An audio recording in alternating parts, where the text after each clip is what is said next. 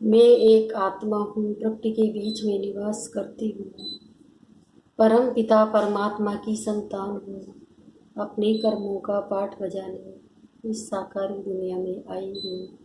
मैं अजर अमर अविनाशी हूँ।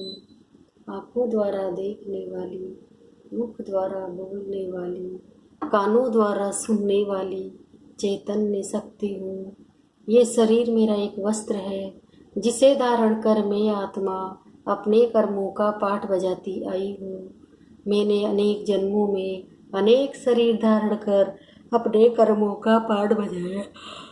अब मन बुद्धि के द्वारा साकारी लोक से दूर, सूरज चांद तारागण से भी दूर, आवाज की दुनिया से परे शांति धाम जा रही हूँ। मैं शिव बाबा के सानिध्य में स्थित हूँ। ओहो, यहाँ पर कितनी शांति ही शांति है, प्रकाश ही प्रकाश है। मैं आत्मा अपने निज स्वरूप में स्थित हूँ। मैं शांत स्वरूप आत्मा हूँ। मैं प्रेम स्वरूप आत्मा हूँ। मैं सुख स्वरूप आत्मा हूँ। मैं आनंद स्वरूप आत्मा हूँ। मैं पवित्र स्वरूप आत्मा हूँ। मैं ज्ञान स्वरूप आत्मा हूँ। मैं शक्ति स्वरूप आत्मा हूँ। मैं पवित्र स्वरूप आत्मा हूँ। बाबा, आप सर्व आत्माओं के कल्याणकारी पिता हो। रूप में बिंदु और गुणों में सिंधु हो। जन्म मरण से न्यारे हो, सुख करता दुख हरता हो, सारे संसार के स्वामी हो। अजर अमर अविनाशी हो, सर्वशक्तिवान हो, शांति के सागर हो, गुणों के भंडार हो, प्रेम के सागर हो, सुख के सागर हो, पवित्रता के सागर हो, प्रकाशवान हो। मैं अपने शब्दों में आपकी विशेषताओं का वर्णन नहीं कर सकती हूँ बाबा। आपने मुझे परम प्यार देकर मेरी जन्म जन्मांतरों की थकान दूर कर दी है बाबा। आप मेरे परम हितैषी हो। आप ही मेरे सच्चे सच्चे माता पिता हो, सदगुरु हो, टीचर हो, भाई हो, मित्र हो, बच्चा हो, साजन हो। आप ही मेरे सब कुछ हो बाबा। आपसे ही मेरे सर्व संबंध हैं। आप मिले, मुझे सब कुछ मिल गया है बाबा। मैं आपकी कहाँ तक सराहना करूं बाबा। आपने तो मुझे जिए दान दे दिया है। आपकी गुण और शक्तियाँ मुझ में समा रही है। मेरे जन्मों जन्मों के पाप कर्म खत्म हो रहे हैं। मैं आत्मा पावन बनती जा रही हूँ, संपूर्ण बनती जा रही हूँ। मैं सदैव आपकी आज्ञाकारी बनकर रहूंगी। आप जो कहोगे। जी हाँ बाबा, मैं आपकी यज्ञ रक्षक यज्ञ स्नेही हूँ। मैं आपकी हूँ, आपकी ही थी और सदा आपकी ही होके रहूंगी। इस भाग्य को सदैव याद रखूंगी और सदा आपकी आभारी रहूंगी। ओम शांति। आज 13 जून 2020 की मुरली है। बाबा ने कहा, मीठे बच्चे, बाप का प्यार लेना हो तो आत्म अभिमानी होकर बैठो। बाप से हम स्वर्ग का वर्षा ले रहे हैं, इसी खुशी में रहो। प्रश्न, संगम युग पर तुम ब्राह्मण से फरिश्ता बनने के लिए कौन सी गुप्त मेहनत करते हो? उत्तर, तुम ब्राह्मणों को पवित्र बनने की ही गुप्त मेहनत करनी पड़ती है। तुम ब्रह्मा के बच्चे, संगम पर भाई बहन हो। भाई बहन की गंदी दृष्टि रह नहीं सकती। स्त्री पुरुष साथ रहते दोनों अपने को बीके समझते हो। इस स्मृति से जब पूरा पवित्र बनो तब फरिश्ता बन सकेंगे। ओम शांति। मीठे मीठे बच्चों, अपने को आत्मा समझकर यहाँ बैठना है। ये राज तुम बच्चों को भी समझाना है। आत्म अभिमानी होकर बैठेंगे तो बाप के साथ प्यार रहेगा। बाबा हमको राजयोग सिखलाते हैं। बाबा से हम स्वर्ग का वर्षा ले रहे हैं। ये याद सारा दिन बुद्धि में रहे, इसमें ही मेहनत है। ये घड़ी घड़ी भूल जाते हैं तो खुशी का पारा डल हो जाता है। बाबा सावधान करते हैं कि बच्चे, देही अभिमानी होकर बैठो, अपने को आत्मा समझो। अभी आत्माओं और परमात्माओं का मेला है ना। मेला लगा था, कब लगा था? जरूर कलयुग अंत और सतयुग आदि के संगम पर ही लगा होगा। आज बच्चों को टॉपिक पर समझाते हैं। तुमको टॉपिक तो जरूर लेनी है। ऊंच से ऊंच है भगवान, फिर नीचे आओ तो ब्रह्मा विष्णु शंकर, बाप और देवताएं, मनुष्य को ये पता नहीं है शिव और ब्रह्मा विष्णु शंकर का संबंध क्या है? किसी को भी उन्हों की जीवन कहानी का पता नहीं है। त्रिमूर्ति का चित्र नामी ग्रामी है। ये तीनों ही देवता हैं। सिर्फ तीन का धर्म थोड़े ही होता है, धर्म तो बड़ा होता है, डीटी धर्म। ये है सूक्ष्म वतनवासी, ऊपर में ही शिव बाबा, मुख्य है ब्रह्मा और विष्णु। अभी बाप समझाते हैं, तुमको टॉपिक देनी है, ब्रह्मा सो विष्णु, विष्णु सो ब्रह्मा कैसे बनते हैं। जैसे तुम कहते हो हम शुद्ध शूद्र से ब्राह्मण, ब्राह्मण सो देवता, वैसे इनका भी पहले पहले ब्रह्मा सो विष्णु, विष्णु सो ब्रह्मा। वो तो कह देते हैं आत्मा सो परमात्मा, परमात्मा सो आत्मा। यह तो है रोग, हो भी नहीं सकता। तो इस टॉपिक पर अच्छी रीति समझाना है। कोई कहते हैं परमात्मा कृष्ण के तन में आए हैं। अगर कृष्ण में आए फिर तो ब्रह्मा का पाठ खत्म हो जाता। कृष्ण तो है सत्युग का पहला प्रिंस, वहां पतित हो कैसे सकते हैं जिनको आकर पावन बनाए। बिल्कुल ही गलत है। ये बातें भी महारथी सर्विसेबल बच्चे ही समझते हैं, बाकी तो किसी की बुद्धि में बैठता ही नहीं है। ये टॉपिक तो बहुत फर्स्ट क्लास है। ब्रह्मा सो विष्णु, विष्णु सो ब्रह्मा कैसे बनते हैं, उनकी जीवन कहानी बतलाते हैं, क्योंकि उनका कनेक्शन है। शुरू ही ऐसे करना है। ब्रह्मा सो विष्णु एक सेकंड में विष्णु सो ब्रह्मा बनने में 84 जन्म लगते हैं। ये बड़ी समझने की बातें हैं। अभी तुमो ब्राह्मण कुल के, प्रजापिता ब्रह्मा का ब्राह्मण कुल कहाँ गया? प्रजापिता ब्रह्मा की तो नई दुनिया चाहिए ना। नई दुनिया ही सतयुग, वहां तो प्रजापिता है नहीं। कलयुग में भी प्रजापिता हो नहीं सकता, वो है संगम युग पर। तुम अभी संगम पर हो। शूद्र से तुम ब्राह्मण बनते हो। बाप ने ब्रह्मा को एडॉप्ट किया, शिव बाबा ने इनको कैसे रचा ये कोई नहीं जानते। त्रिमूर्ति में रचता शिव का चित्र ही नहीं है तो मालूम कैसे पड़े कि ऊंच ते ऊंच भगवान है, बाकी सब है उनकी रचना। ये है ब्राह्मण संप्रदाय, तो जरूर प्रजापिता चाहिए। कलयुग में तो हो न सके, सतयुग में भी नहीं। गाया जाता है ब्राह्मण देवी देवताए नमः।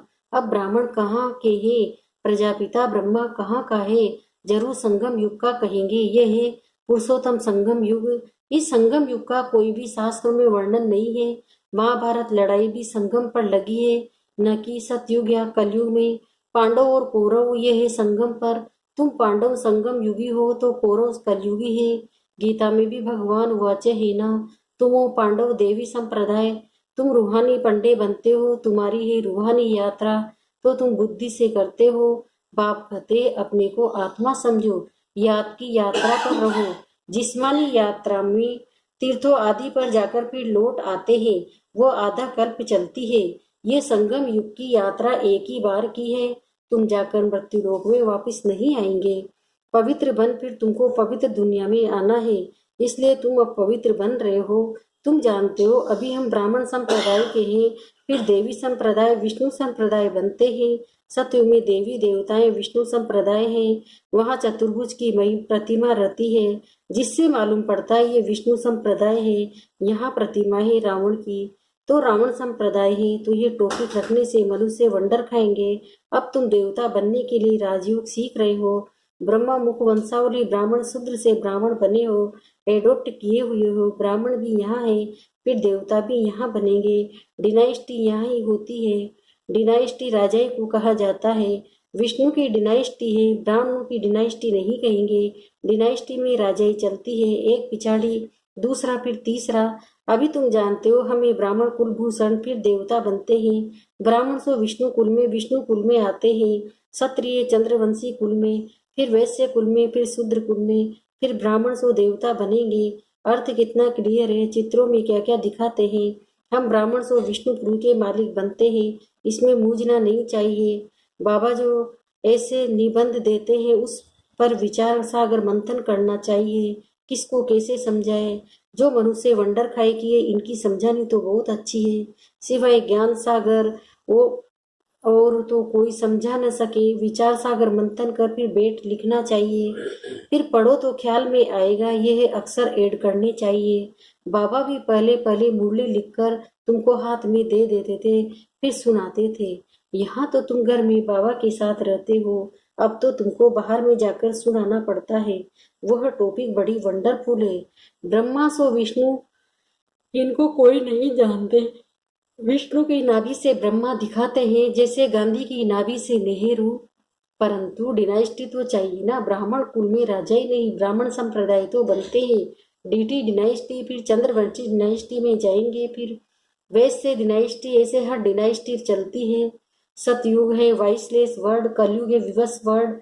ये दो अक्षर भी कोई की बुद्धि में नहीं, नहीं तो यह जरूर बुद्धि में होना चाहिए कि विवश से वाइसलेस कैसे बनते हैं। मनुष्य न तो वाइसलेस को जानते न विवश को जानते, तुमको समझाया जाता है देवताएं वाइसलेस है मतलब पवित्र है। ऐसे कभी नहीं सुना कि ब्राह्मण वाइसलेस है, नहीं। दुनिया है वाइसलेस, पुरानी दुनिया है विवश, तो जरूर संगम युग पर दिखाना पड़े। इसका किसी को भी पता नहीं है। पुरुषोत्तम मास मनाते हैं ना, वह 3 वर्ष बाद एक मास मनाते हैं। तुम्हारा 5000 वर्ष बाद एक संगम युग आता है। मनुष्य आत्मा और परमात्मा को यथार्थ नहीं जानते हैं, सिर्फ कह देते हैं चमकता है अजब सितारा, बस जैसे दिखाते हैं। रामकृष्ण परमहंस का चेला विवेकानंद कहता था, मैं गुरु के सामने बैठा था, गुरु का भी ध्यान तो करते हैं ना।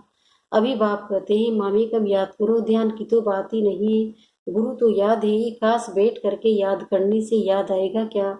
उनकी गुरु में भावना थी कि ये भगवान है, तो देखा कि उनकी आत्मा निकल मेरे में लीन हो गई। उनकी आत्मा कहाँ जाकर बैठी, फिर क्या हुआ, कुछ भी वर्णन नहीं, बस खुश हुआ।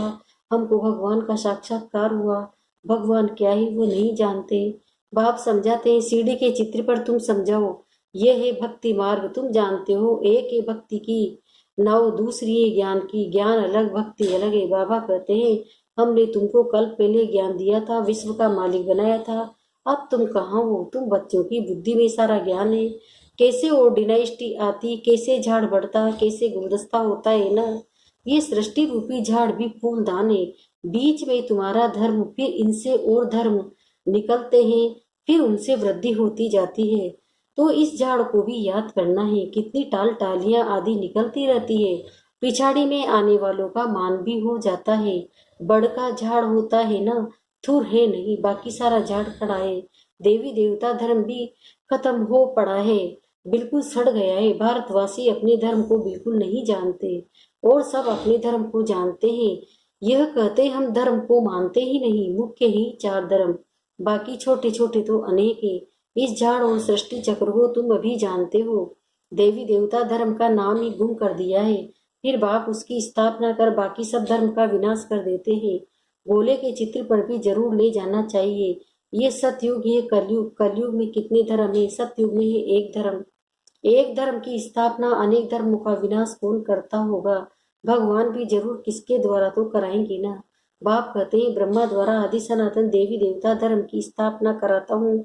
ब्राह्मण सो विष्णुपुरी के देवता बनते हैं। संगम पर तुम ब्राह्मणों को पवित्र बनने की ही गुप्त मेहनत करनी पड़ती है। तुम ब्रह्मा के बच्चे संगम पर भाई बहन हो, गंदी दृष्टि भाई बहन की रह नहीं सकती। स्त्री पुरुष दोनों अपने को बीके समझते हैं, इसमें बड़ी मेहनत है। स्त्री पुरुष की कशिश ऐसी है जो बस हाथ लगाने से बिगड़ रह नहीं सकते। ये भाई बहन को हाथ तो लगाना ही नहीं है, नहीं तो पाप की फीलिंग आती है।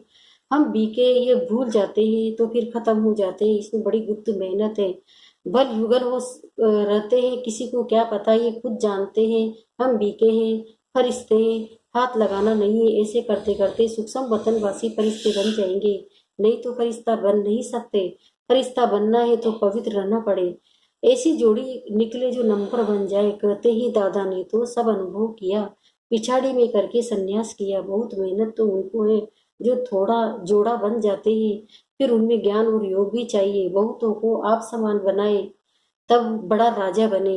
सिर्फ एक बात तो नहीं है ना, बाप कहते हैं तुम शिव बाबा को याद करो, ये प्रजापिता। बहुत ऐसे भी हैं जो कहते हैं हमारा काम तो शिव बाबा से है, हम ब्रह्मा को याद ही क्यों करें, उनको पत्र ही क्यों लिखे। ऐसे भी है, तुमको याद करना है शिव बाबा को, इसलिए बाबा फोटो आदि भी नहीं देते हैं। इसमें शिव बाबा आता है, ये तो देहधारी है ना।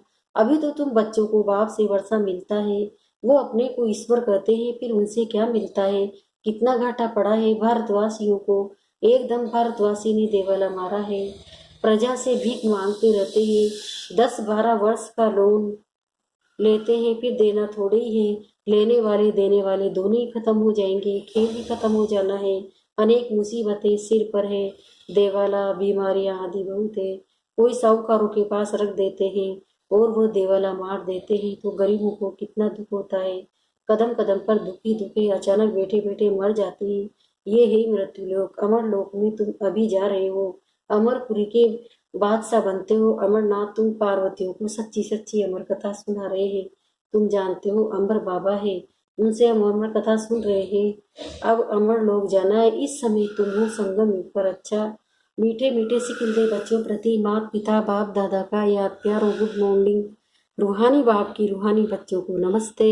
हम रूहानी बच्चों की भी रूहानी माता पिता बाप दादा को याद प्यार गुड मॉर्निंग नमस्ते नमस्ते। धारणा के लिए मुख्य सारे विचार सागर मंथन कर ब्रह्मा से विष्णु कैसे बनते हैं, इस टॉपिक पर सुनाना है। बुद्धि को ज्ञान मंथन में बिजी रखना है। दूसरा, राजाई पद प्राप्त करने के लिए ज्ञान और योग के साथ साथ आप समान बनाने की सर्विस भी करनी है। अपनी दृष्टि बहुत शुद्ध बनानी है। वरदान, नाम और मान के त्याग द्वारा सर्व का प्यार प्राप्त करने वाले विश्व के भाग्य विधाता भव। अब इसका विस्तार बता रहे बाबा। जैसे बाप को नाम रूप से न्यारा करते हैं, लेकिन सबसे अधिक नाम का गायन बाप का है, वैसे ही आप भी अल्पकाल के नाम और मान से प्यारे बनो तो सदा काल के लिए सर्व के प्यारे स्वतः बन जाएंगे। जो नाम मान के भिखारीपन का त्याग करते हैं, वह विश्व के भाग्य विधाता बन जाते हैं। कर्म का फल तो स्वतः आपके सामने संपन्न स्वरूप में आएगा। इसलिए अल्पकाल की इच्छा मात्रम अविद्या बनो। कच्चा फल नहीं खाओ, उसका त्याग करो तो भाग्य आपके पीछे आएगा। स्लोगन है, परमात्म बाप के बच्चे हो तो बुद्धि रूपी पाउंड सदा तख्त नसील हो। ओम शांति। शुक्रिया बाबा, शुक्रिया आपका पद्मा पदम, शुक्रिया। मैं एक आत्मा हूँ, प्रकृति के बीच में निवास करती हूँ। परम पिता परमात्मा की संतान हूँ। मैं निराकारी आत्मा, निराकारी शिव बाबा के सम्मुख हूँ। परम धाम में हूँ, सुनहरी लाल किरणों की सावरी में हूँ।